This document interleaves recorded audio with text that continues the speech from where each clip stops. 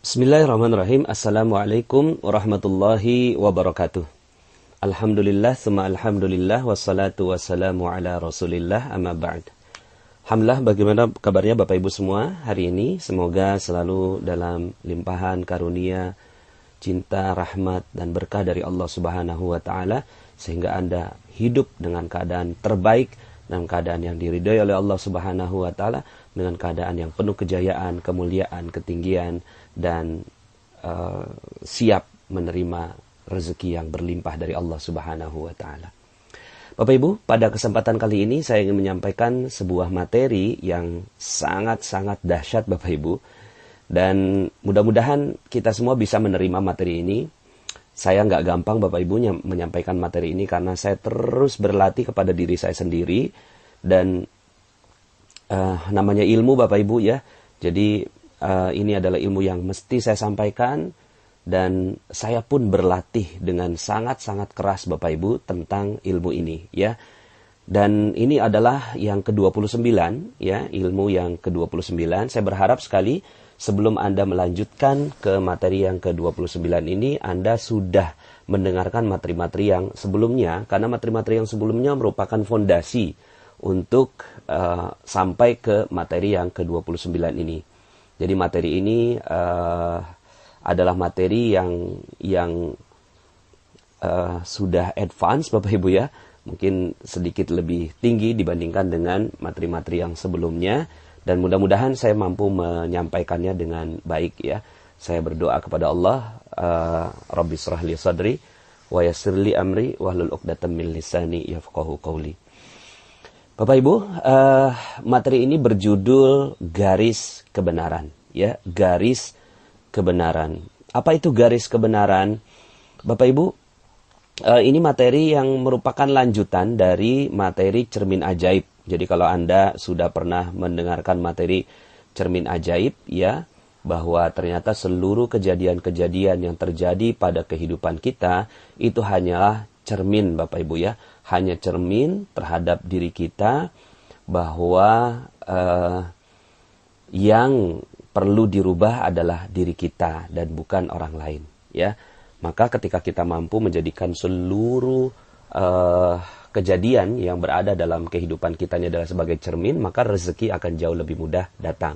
Nah, ini kelanjutan dari materi itu ya Bapak Ibu, untuk lebih dalam lagi kepada materi cermin ajaib, dan ini merupakan perisai rezeki Bapak Ibu. Jadi garis kebenaran ini membongkar perisai rezeki. Jadi sudah beberapa perisai-perisai yang saya bahas dalam kesempatan-kesempatan sebelumnya, dan perisai yang saya ingin bahas di kesempatan kali ini halus sekali Bapak Ibu, halus sekali. Tapi saking halusnya kita nggak menyadari Bapak Ibu ya. Saking halusnya ini, dan ini sering muncul Bapak Ibu. Dia seperti apa ya Bapak Ibu ya, seperti kuku, seperti rambut gitu ya. Kita potong muncul lagi gitu ya Bapak Ibu ya. Kita potong muncul lagi ya. Dan ini halus sekali gitu ya. Ketika kita tidak menyadarinya, maka perisai ini dia seperti padang ilalang Bapak Ibu ya. Dia kalau nggak dibersihkan dia naik lagi, nggak dibersihkan dia naik lagi, sehingga akhirnya rezeki yang tadinya mau datang Bapak Ibu nggak jadi datang karena ada perisai ini ya. Dan saya kasih judul perisai ini dengan garis kebenaran ya. Oke, saya mulai Bapak Ibu ya, untuk menjelaskan tentang garis kebenaran ya. Mudah-mudahan saya juga berharap Anda berdoa kepada Allah, meminta agar mampu menerima materi ini dengan lapang dada, dengan yang terbaik dari Allah Subhanahu wa Ta'ala, agar rezeki kita setelah ini itu terbuka lebar. Jadi memang saya meyakini Bapak Ibu ya, saya meyakini seyakin-yakinnya, hakul yakin Bapak Ibu, ketika kita mampu menjalankan materi ini, maka rezeki itu dahsyat Bapak Ibu, luar biasa, berlimpah ruah datang kepada kita ketika kita mampu melakukan ini gitu ya. Cuma kalau kita nggak mampu melakukan materi yang ke-29 ini, ya pantas saja kalau rezeki kita ini tertahan Bapak Ibu ya. Utang nggak lunas, piutang nggak terbayar, proyek kok nggak jalan gitu ya. Pantas Bapak Ibu kalau seandainya kita tidak mau melakukan yang nomor 29 ini ya. Bismillah ya Bapak Ibu ya. Saya juga lagi latihan Bapak Ibu ya. Saya juga sedang latihan. Oke Bapak Ibu, ada banyak sekali penjahat, katakanlah ya, penjahat sebenarnya mereka bukan jahat Bapak Ibu, mereka baik gitu ya. Cuma pas aja gitu kan, mereka masuk penjara begitu ya. Nah, ketika ditanyakan kepada para penghuni penjara ini gitu ya, misalnya contoh Bapak Ibu ya, ada seorang pembunuh yang sudah membunuh 10 orang. Dia sudah membunuh 10 orang Bapak Ibu. Dia sudah bunuh 10 orang. Terus kemudian ketika ada yang wawancara, Pak pembunuh gitu ya, Pak X gitu ya, kenapa kok kamu tega banget gitu membunuh 10 orang gitu. Rata-rata dari para pembunuh berdarah dingin ini jawabannya unik Bapak Ibu ya. Jawabannya begini Bapak Ibu. Ya gimana saya nggak ngebunuh gitu ya. Gimana saya nggak ngebunuh? Saya sudah bikin garis gitu ya. Saya sudah bikin garis. Terus kemudian saya bilang, sesiapa yang melewati garis saya ini, maka saya akan tembak gitu ya. Terus kemudian ada satu orang yang lewat, saya tembak. Ada orang yang kedua lewati garis itu, saya tembak. Orang ketiga melewati garis itu, saya tembak. Sampai ada 10 melewati garis itu, ya saya tembak. Kan saya udah kasih tahu bahwa saya punya garis gitu ya. Ini garis saya, siapa yang ngelewatin garis saya, maka saya akan tembak. Sekarang pertanyaannya, siapa yang salah gitu. Jadi Bapak Ibu, kebanyakan para pembunuh berdarah dingin, para orang-orang yang dia melakukan kesalahan itu selalunya dia itu mengatakan bahwa saya sudah buat garis, tapi mereka yang melewati garis saya. Maka saya pantas dong kalau saya bunuh gitu kan. Terus kemudian uniknya lagi, orang seperti ini malah bertanya, siapa coba yang salah gitu. Coba kalau kamu jadi saya udah bikin garis, terus kemudian saya bunuh, siapa yang salah? Kita jadi kebingungan Bapak Ibu menjawab atau melihat fenomena ini gitu ya. Kok ya dia dengan mudahnya membuat garis kebenaran gitu Bapak Ibu. Garis kebenaran yang dia pahami.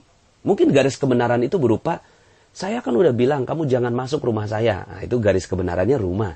Saya kan udah bilang kamu jangan menghina saya. Oh berarti garis kebenarannya adalah penghinaan.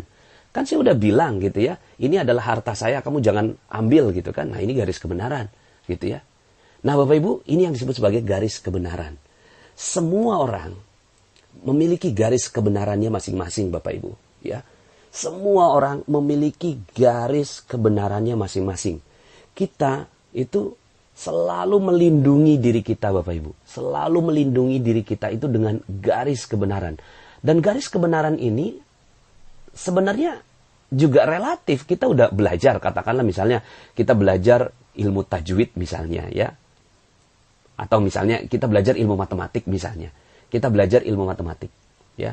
1 tambah 1 sama dengan 2. Berarti ini garis kebenaran Bapak Ibu. Kita udah tahu bahwa ini benar. Terus kemudian ada orang gitu kan yang bilang, loh 1 tambah 1 bukan 2, 1 tambah 1 3. Terus kemudian kita bilang, ya enggak lah 1 tambah 1 2 gitu. Terus kemudian orang yang di luar sana gitu ya, itu ngotot sekali gitu. Enggak 1 tambah 1 3 gitu. Kemudian akhirnya kita menggunakan garis kebenaran untuk menghukumi ini Bapak Ibu. Menghukumi ini. Kalau ini kita lebih mudah gitu kan. Kan kita tahu bahwa ini adalah kebenarannya. 1 tambah 1 ya sama dengan 2. Tapi bagaimana kalau seandainya kebenarannya itu adalah sesuatu yang relatif Bapak Ibu, ya. Kan saya udah bilang, saya mau istirahat gitu. Terus kemudian tiba-tiba ada orang yang bersuara tinggi, terus kemudian kita tembak orang yang bersuara tinggi itu. Kan saya bilang saya lagi istirahat gitu. Ini relatif sekali gitu kebenarannya. Cuma yang sering terjadi Bapak Ibu, akhirnya ini kebanyakan orang gitu ya, melakukan yang namanya garis kebenaran. Bukan hanya para penjahat itu sebenarnya gitu ya. Saya juga ketika mendapatkan materi ini Bapak Ibu, ini saya mendapatkan materi ini luar biasa. Saya baru paham, oh pantas saja gitu ada rezeki-rezeki saya yang tertahan.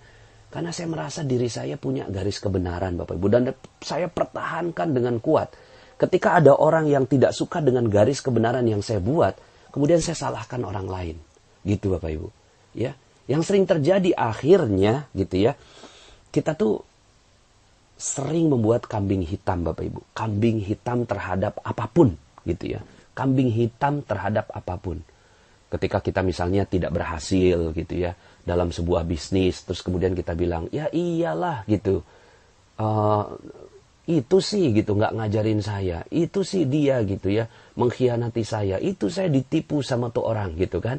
Sudahlah nggak pakai cermin ajaib, dia pakai garis kebenaran Bapak Ibu. Garis kebenaran ini ya dia menyalahkan orang lain. Yang benar siapa? Saya yang benar. Semua di luar saya itu salah gitu. Dia pakai garis kebenaran Bapak Ibu. Sehingga akhirnya orang yang di luar dia harus salah. Dan satu-satunya orang yang paling benar di muka bumi ini adalah saya. Gitu Bapak Ibu. Nah ini dididik Bapak Ibu. Kita dididik dari kecil tentang garis kebenaran ini. Pantas aja ya kalau garis kebenaran ini semakin lama semakin menjulang Bapak Ibu ya. Semakin lama semakin menjulang. Misalnya contoh gitu ya, kita anak-anak kita gitu kan, terus kemudian anak kita jatuh nih Bapak Ibu ya, anak kita jatuh terus kemudian nangis gitu, terus kemudian dia jatuhnya di tangga, terus kemudian tangganya kita pukul, nakal ini tangga gitu kan, tangga ini nakal gitu kan, iya nih udah biarin mama omelin ini tangganya, terus kemudian anak kita itu diem Bapak Ibu, gitu ya, merasa garis kebenarannya sudah muncul bahwa dia yang benar, terus kemudian yang salah adalah tangga Bapak Ibu. Nah kita dari kecil seperti itu Bapak Ibu, ya jatuh dari sepeda, terus kemudian wah ini di sepedanya, iya di sepedanya yang salah gitu, sehingga akhirnya setiap ada kejadian kita selalu menggunakan garis kebenaran dan orang lain yang salah, sehingga akhirnya dengan garis kebenaran ini kita nggak mau bertanggung jawab Bapak Ibu terhadap apapun yang terjadi pada diri kita. Kemudian kita selalu beralasan bahwa ada orang lain yang punya peran terhadap ketidakberesan dalam kehidupan kita. Ya, kemudian kita selalu merasa benar sendiri Bapak Ibu dengan adanya garis kebenaran ini. Ya, nah dampaknya Bapak Ibu, dampaknya terhadap garis kebenaran ini akhirnya seluruh masalah-masalah di kehidupan kita, coba perhatikan Bapak Ibu ya, saya juga akhirnya juga meneliti kesalahan-kesalahan saya Bapak Ibu ya. Waktu itu kok bisnis nggak bener gitu. Kemudian saya kok ditipu orang. Loh kok saya nggak berhasil dalam sebuah bisnis. Loh kok saya ini ternyata sebabnya sederhana Bapak Ibu. Sebabnya sederhana. Semua utang kok nggak lunas. Piutang kok nggak dibayar orang gitu ya. Terus kemudian kok istri kok nggak nurut sama saya gitu ya. Kemudian ada yang suaminya diambil orang gitu kan. Ya. Terus kemudian ada rumah kok kebakaran gitu ya. Hal-hal yang kayak gitu Bapak Ibu. Anak kok diculik orang, digangguin dan seterusnya. Ternyata cuma satu Bapak Ibu. Cuma satu. Selain materi-materi yang kita sudah bahas dalam kesempatan-kesempatan sebelumnya, dalam kesempatan ini saya ingin menyampaikan bahwa ternyata kita seluruh masalah-masalah itu hadir karena kita pasang garis kebenaran kita Bapak Ibu. Pasang garis kebenaran, maka apa yang terjadi? Masalah muncul dan rezeki hilang Bapak Ibu. Ya, masalah muncul dan rezeki hilang. Ya, jadi kalau seandainya sekarang ini rezeki kita hilang, ya bukan karena rezekinya nggak ada, tapi karena kita membangun garis kebenaran, gitu ya, di dalam kehidupan kita. Ya, nah kalau seandainya kita mau, Bapak Ibu, ini dengan lapang dada, dengan minta petunjuk kepada Allah Subhanahu Wa Taala di kesempatan materi kali ini, ya Allah, gitu ya, saya betul-betul ingin menghilangkan garis kebenaran saya. Maka yang terjadi Bapak Ibu, setelah itu rezeki dahsyat luar biasa datang pada kita Bapak Ibu. Ternyata cuma gara-gara garis kebenaran itu Bapak Ibu. Rezeki tiba-tiba datang, terus kemudian masalah hilang tiba-tiba. Hush Bapak Ibu, hilang gitu ya. Ketika apa? Ketika kita udah turunkan itu garis kebenaran. Kan garis kebenaran ibarat tembok Bapak Ibu. Seperti penjahat tadi. Kan saya udah bikin garis.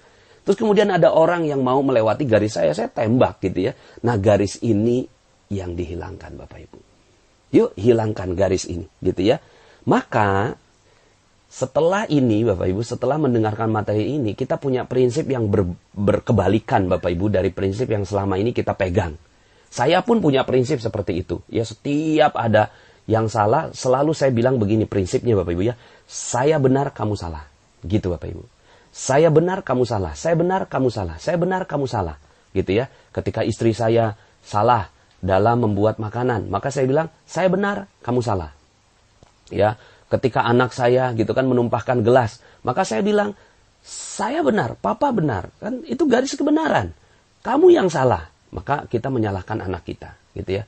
Kemudian ketika di jalanan ada orang yang nyebrang, kemudian saya punya pakai prinsip Bapak Ibu, saya benar, gitu ya, dan orang yang nyebrang itu salah, gitu, ya. Ketika ada kejadian yang tidak mengenakan, gitu ya, misalnya apalah begitu ya, kemudian kita bilang saya benar dan orang itu salah. Nah Bapak Ibu, setelah mendengarkan materi ini, saya ingin menawarkan sebuah prinsip baru kepada Bapak Ibu semua, ya. Prinsip itu adalah berkebalikan, gitu. Prinsipnya kita balik Bapak Ibu. Saya salah dan kamu benar. Begitu Bapak Ibu. Saya salah, kamu benar. Saya salah, kamu benar. Saya salah, kamu benar Bapak Ibu. Ini prinsip yang akhirnya kalau Anda mau, kita semua mau menggunakan prinsip yang baru ini Bapak Ibu. Bahwa saya salah. Ketika istri bikin kopi kok pakai garam gitu ya. Terus kemudian pas lagi minum itu ngomongnya gini Bapak Ibu ya. Saya salah apa ya? Saya salah apa ya? Istri saya nggak mungkin salah. Istri saya pasti benar. Gitu ya. Saya salah apa ya? Sehingga akhirnya Bapak Ibu, dengan prinsip saya salah gitu ya. Kamu benar. Dibikinin kopi pakai garam Bapak Ibu. Malah dapetin rezeki. Rezeki itu berupa apa? Rezeki berupa pemahaman. Apa salahnya saya ya? Apa salahnya saya? Oh, kemarin itu ya, saya itu ngedorong orang gitu ya, di kereta. Terus kemudian, mungkin sekarang ini dampaknya, akhirnya garam masuk ke dalam kopi gitu. Maka, dialog yang terjadi itu cuma terhadap diri sendiri. Kita nggak punya dialog terhadap orang lain Bapak Ibu. Kita udah nggak punya dialog lagi terhadap orang lain. Mama, kamu itu kok gitu ya, mata ditaruh di mana? Ya, kamu itu udah punya mata 2, pakai kacamata jadinya 4 gitu ya. Kok ya bisa gitu? Ya, bikin kopi pakai garam. Nah, kalau yang seperti ini Bapak Ibu, saya salah dan istri yang benar. Apa yang terjadi Bapak Ibu? Saya nggak belajar. Saya tidak belajar sesuatu dari peristiwa kopi pakai garam itu Bapak Ibu. Maka saya tidak mendapatkan kesempatan untuk dapatkan rezeki. Karena pemahaman itu rezeki. Ya, memahami sesuatu itu adalah rezeki Bapak Ibu. Setelah itu ya, pemahaman datang, rezeki datang Bapak Ibu, berupa ya macam-macam rezeki itu datang. Gitu ya. Yang jelas rezeki itu pasti datang berupa apa? Berupa kedamaian, keharmonisan. Akhirnya ya sudah, kita minum kopi itu pelan-pelan sambil senyum, ketawa Bapak Ibu ya. Sambil ketawa, iya ya saya salah ya. Oh iya ya saya salah di mana ini ya. Kemudian ya pelan-pelan lah, kalau seandainya nggak sanggup ngabisin Bapak Ibu ya. Seandainya nggak sanggup ngabisin ya kopi itu dibuang lah gitu ya, tanpa istri tahu. Maka yang terjadi adalah istri tidak merasa bersalah gitu ya.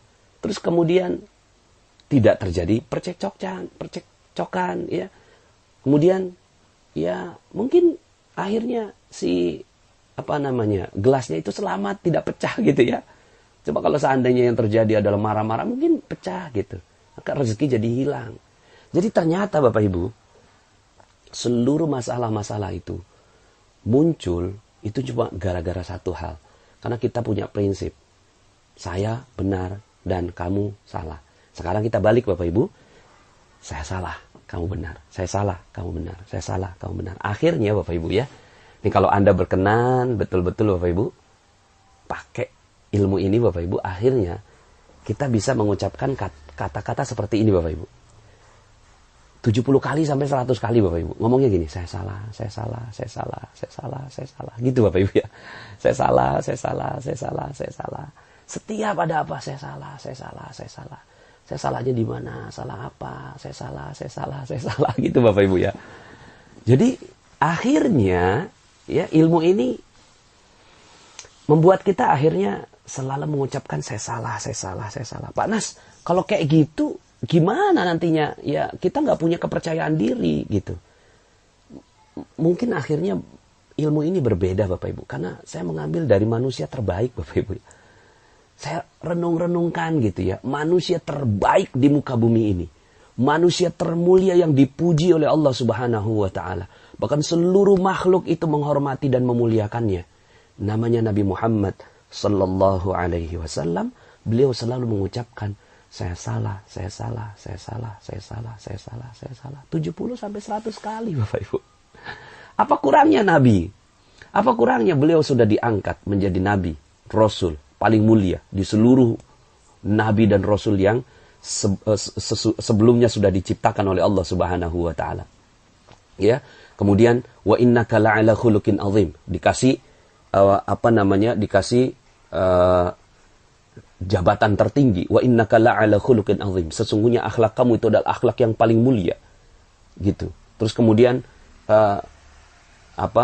wa innaka la'ala in huwa illa wahyu yuha, sesungguhnya tidak ada yang kamu ucapkan ya Rasulullah kecuali wahyu. Maka Bapak Ibu, kalau kita yang dapat begitu Bapak Ibu ya, kalau kita yang dapat predikat begitu, dimuliakan di atas malaikat, dimuliakan di atas seluruh manusia yang lain, ya, di atas para nabi dan rasul yang lainnya, terus kemudian akhlak kita yang paling mulia, terus kemudian kata-katanya wahyu Bapak Ibu, terus kemudian ditimpuk orang gitu ya, ditimpuk orang tuk gitu ya, kita ngomongnya gimana Bapak Ibu? Kalau kita pakai prinsip saya benar, kamu salah, Rasulullah punya dalil yang kuat Bapak Ibu untuk mengucapkan bahwa saya benar dan kamu salah.